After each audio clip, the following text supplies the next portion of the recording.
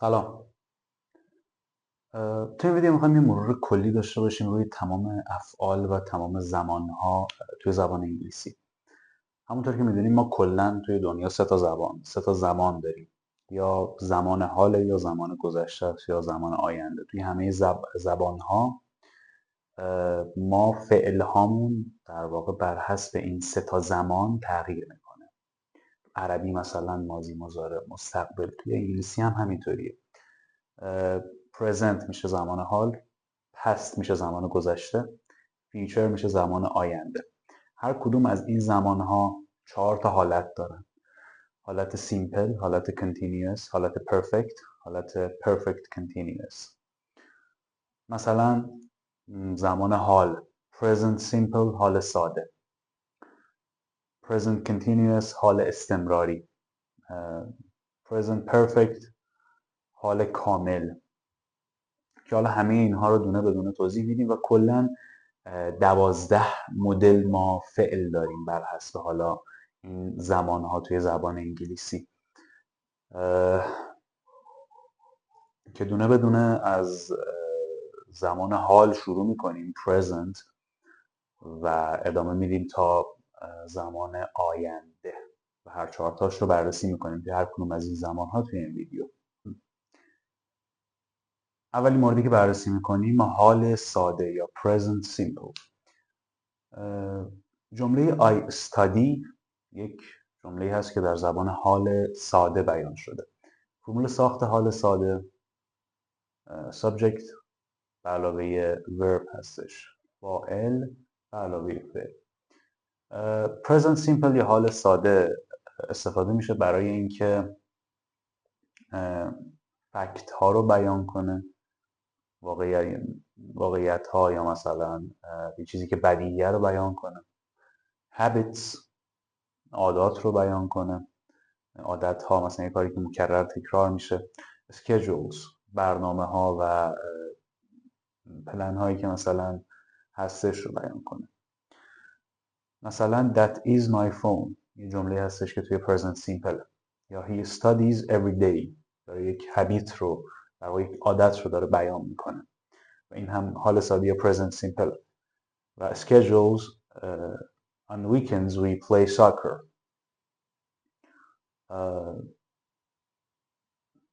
که داره در واقع یک برنامه ای رو میگه که قرار انجام بشه و به صورت معمول انجام میشه.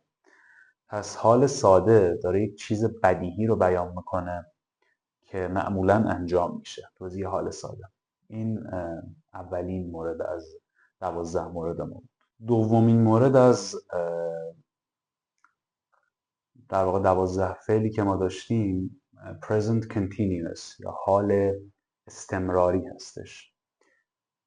برای مثال جمله I am studying یک جمله هست که present continuous هست یا حال استمراری هست. فرمول ساختش هم به این صورته: subject plus to be plus verb plus ing.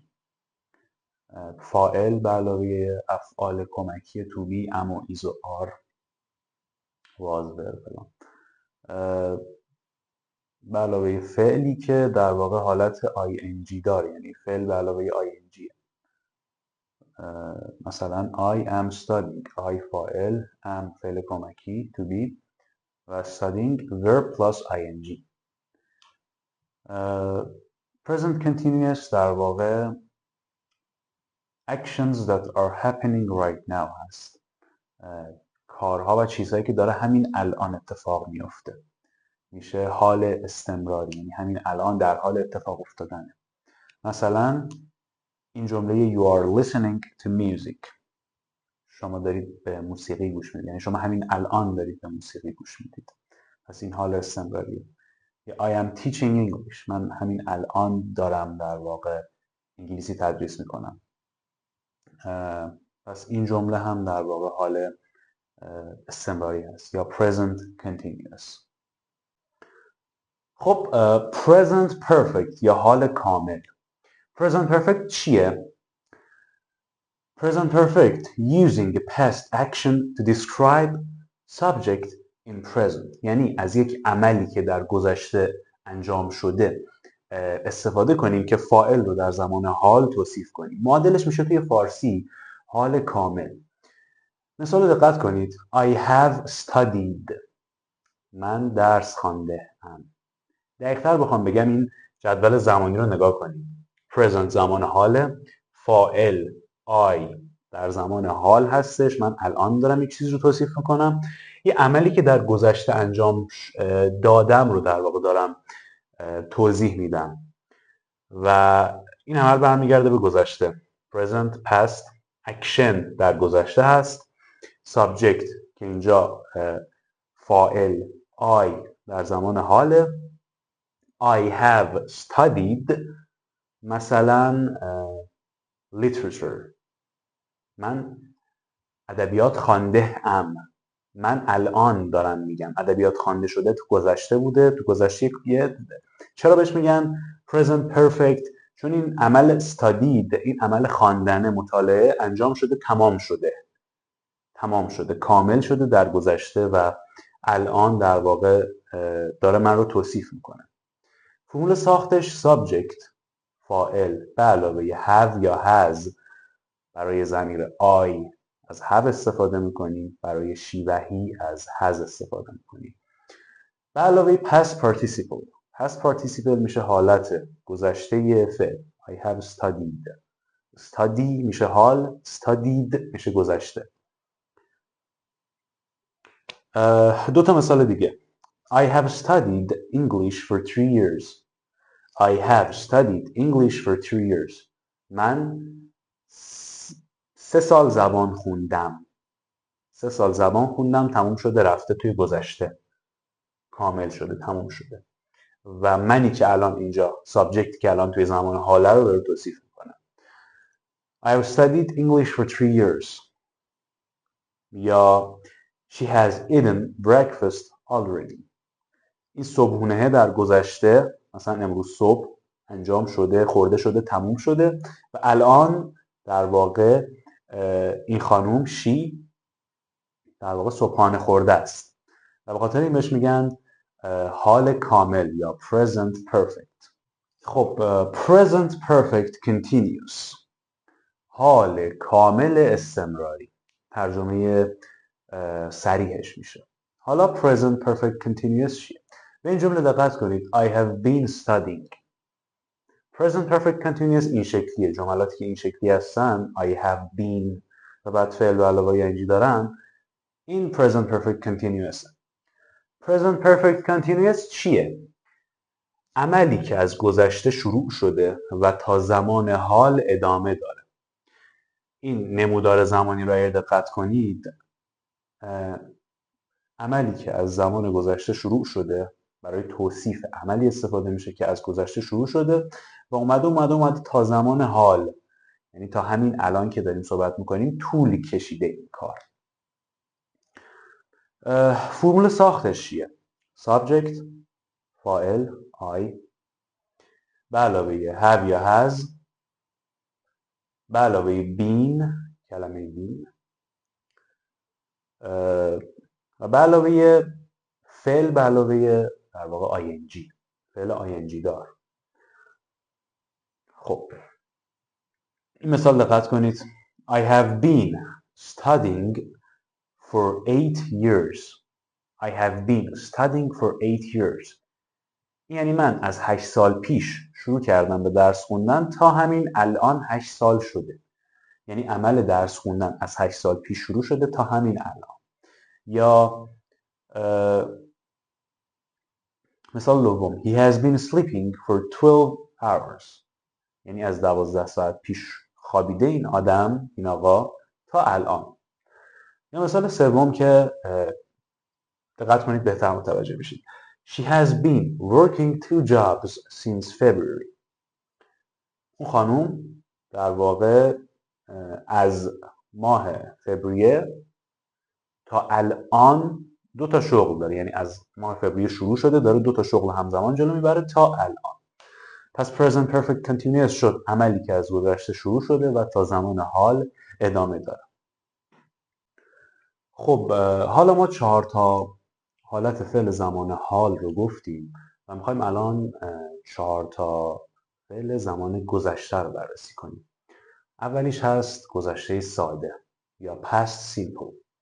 گذشته ساده این شکلیه: I studied. فاعل subject به علاوه past simple، حالت گذشته ساده فعل که توی در واقع افعال با قاعده میشه حالت ساده study به علاوه ed و در واقع افعال بی قاعده هم که حالت مخصوص خودش رو داره. past simple چیه؟ past simple کاریه که توی زمان گذشته شروع شده و توی همون زمان گذشته هم تموم شده. مثلا I studied this morning. من امروز صبح درس خوندم، یعنی شروع کردم به درس خوندن و درس خوندن رو تموم کردم. میشه گذشته ساده.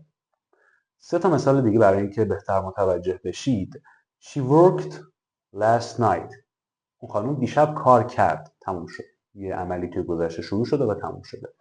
He ate eggs for breakfast.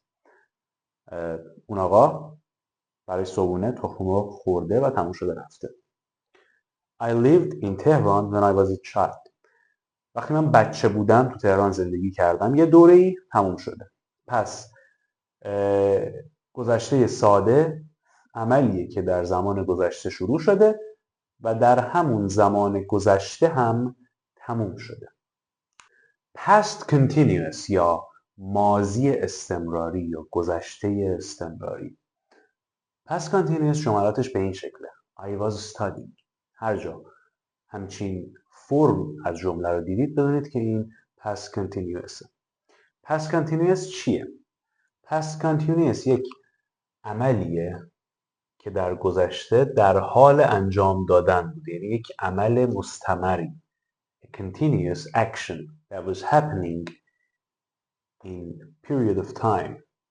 یک عمل ادامه داری که توی یک بازه زمانی اتفاق افتاده و این بازه زمانی توی گذشته بوده، یعنی به زمان حال نرسیده این بازه زمانی.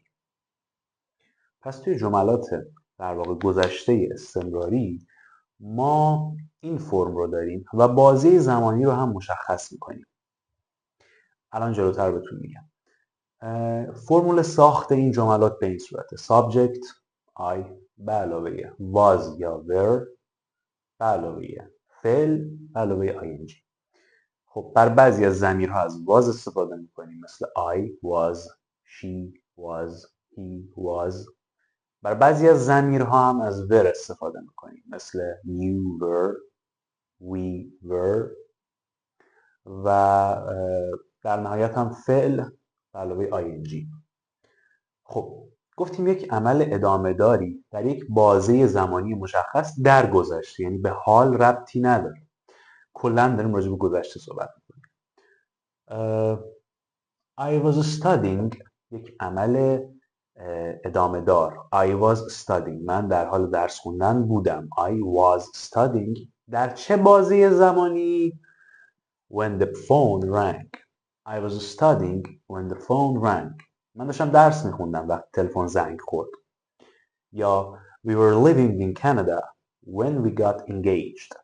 ما تو کانادا زندگی میکردیم وقتی که در واقع نامزد کردیم. When we got engaged.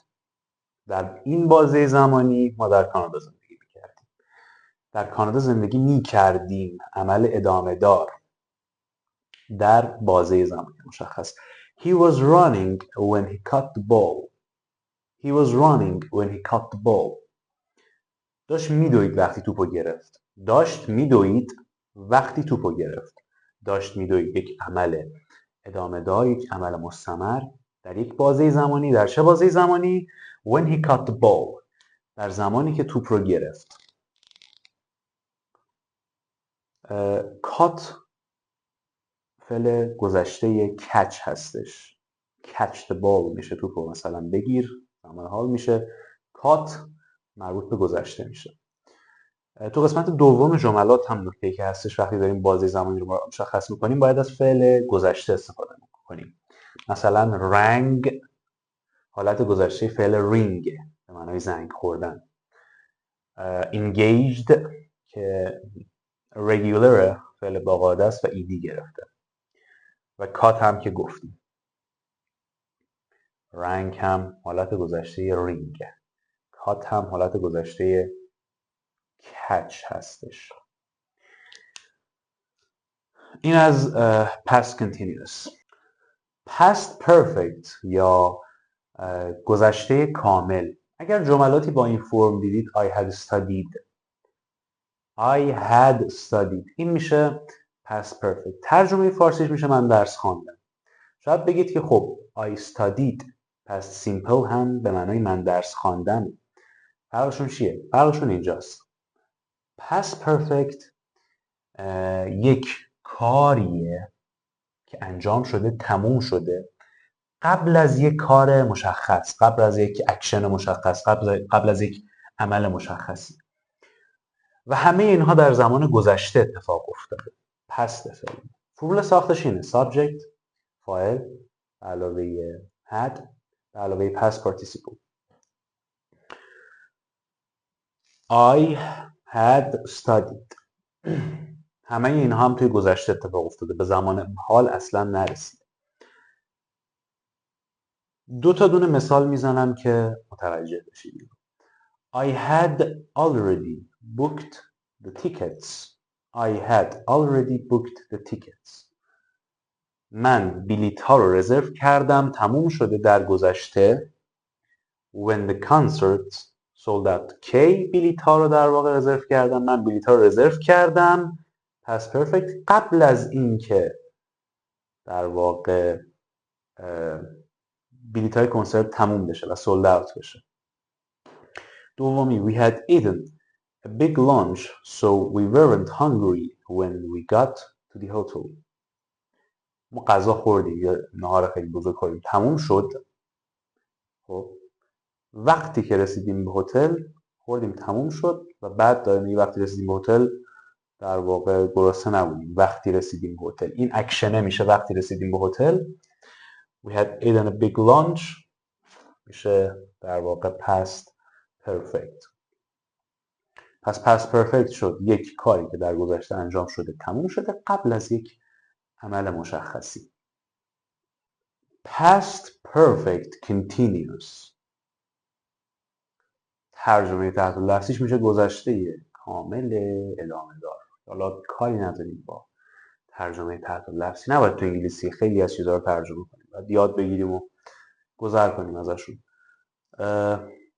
هر جا همچین جمله دیدید I had been studying، I had been studying، مثلا I had been، I had و been رو با هم دیگه دیدید یعنی past perfect continuous. past perfect continuous چیه؟ کاری که داشته انجام می شده تا زمانی که اتفاق معینی افتاده. داریم راجع به گذشته صحبت میکنیم. یک کاری داشته انجام می شده PPC past perfect continuous داشته انجام می شده تا زمانی که یه اتفاقی افتاده و این میشه در واقع past perfect continuous. خیلی ساده. با دو تا مثال. I had been watching TV when power went out. من داشتم تلویزیون نگاه میکردم تا زمانی که در واقع برقا رفت. power went out. دومی we had been talking about going to France for years and finally decided to go. میگه سالهای سال داشتیم همینطوری صحبت میکنیم راجع به اینکه بریم به فرانسه که یهویی تصمیم گرفتیم بریم. در واقع در نهایت تصمیم گرفتیم بریم. یه کاری که در گذشته بوده به صورت ادامه دار انجام می شده تا یک زمان مشخصی. توی این مثال اولی تلویزیون دیدن داشته انجام می شده تا زمانی که برقا بره. توی مثال دومی صحبت کردن راجع به فرانسه رفتن داشته انجام می شده تا زمانی که در واقع اون اتفاق افتاده، تا زمانی که رفتن. این شد past perfect continuous. خب الان ما افعال گذشته رو بررسی کردیم، افعال present حال رو بررسی کردیم، جملاتش رو بررسی کردیم. حالا میخوایم آینده رو توضیح بدیم، اون 4 تا حالتی که هستش. اولیش future simple یا آینده ساده، مستقبل مثلا ساده. I will study این جمله، این will مثلا نشان دهنده در واقع جمله آینده است هر جا دیدید. I will study. future simple یک عملی رو توضیح میده که در آینده قرار اتفاق بیفته. به صورت کلی یک عمل قرار در آینده اتفاق بیفته. حالا مثلا راجع به شروع شدن و تموم شدنش مثلا چیزی نمیگیم، اونا میشه حالتهای بعدیش. یه عملی که به صورت کلی قرار در گذشته اتفاق بیفته. subject به علاوه will به علاوه verb. I در واقع فاعلمونه به علاوه will به علاوه فعل. حالت ساده فعل هم میگیم study. یه مثال I will call you tomorrow. فردا به تو زنگ خواهم زد. به جای will میتونیم بگیم ill. مثلا به جای I will میتونیم بگیم I'll call you tomorrow. جمله دوم He'll be there by 6 p.m. اون ساعت 6 اونجا خواهد بود اون آقا. این شد future simple. future continuous یا آینده استمراری. I will be studying. همچین جمله میشه future continuous. این جمله متشکل از subject فاعل به علاوه will be به علاوه verb فعل به علاوه ing فعل ing داره. future continuous چیه؟ future continuous a continued action in future یعنی یک کار ادامه دار در آینده. یعنی یک کاری که در آینده قرار انجام بشه و این کار ادامه دار، یک کار مستمره که در آینده قرار انجام بشه. جمله مثال We will be eating dinner from 6 to 7 p.m. الان زمان حاله داریم میگیم که we will be eating dinner از ساعت 6 تا 7 یه اکشن ادامه دار. We'll be eating dinner غذا میخوریم از ساعت 6 تا 7. پس این میشه future continuous. دو زمان باقی مونده، یکی future perfect و یکی future perfect continuous. توضیح این دوتا ممکنه یه مقدار شبیه هم دیگه باشه و یه مقدار جابجا بشه به هم دیگه. دقت کنید به این دو مورد که این دوتا رو با هم دیگه اشتباه نکنید. future perfect برای یک در واقع برای بیان یک عملیه که در زمان آینده قرار انجام بشه و تموم بشه قبل از یک عمل دیگه، یعنی قبل از یک کار دیگه. کاری که در زمان آینده قرار انجام بشه، تموم بشه و یک کار دیگه بعدش شروع بشه. این میشه future perfect. I will have studied. یه همچین حالتی داره. این جمله این فرم رو دیدید میشه future perfect. subject I فاعل به علاوه will have به علاوه past participle. I will have studied.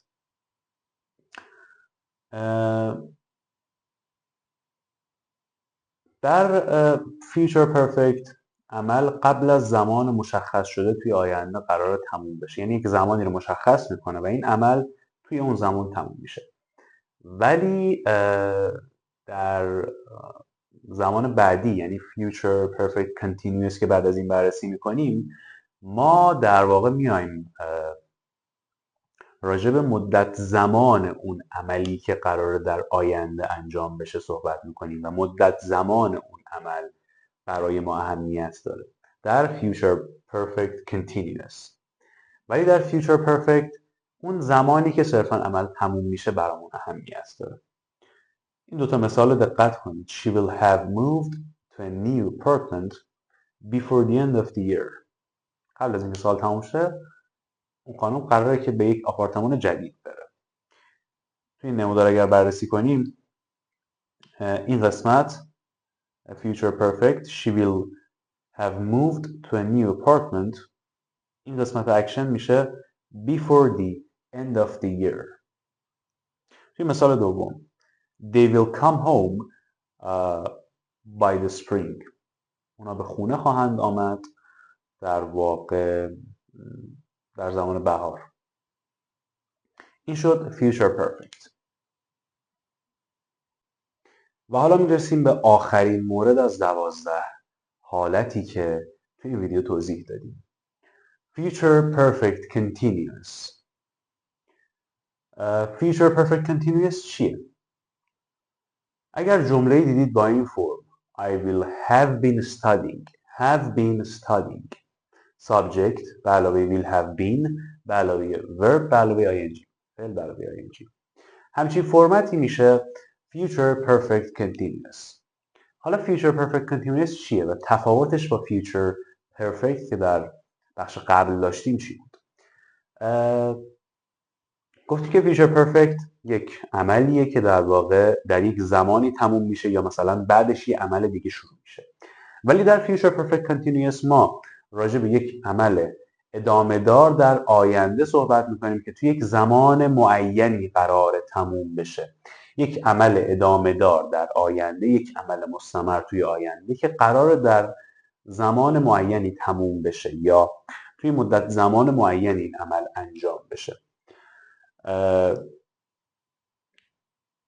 Future Perfect Continuous تاکید میکنه به در واقع duration اون اکشن یا عمل.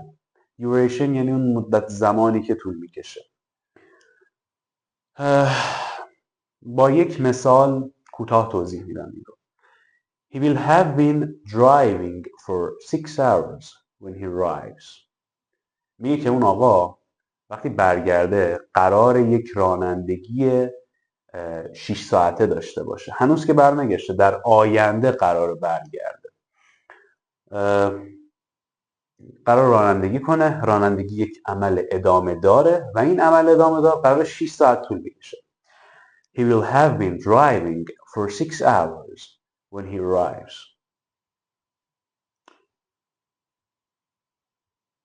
6 hours straight. 6 ساعت یک ساعت.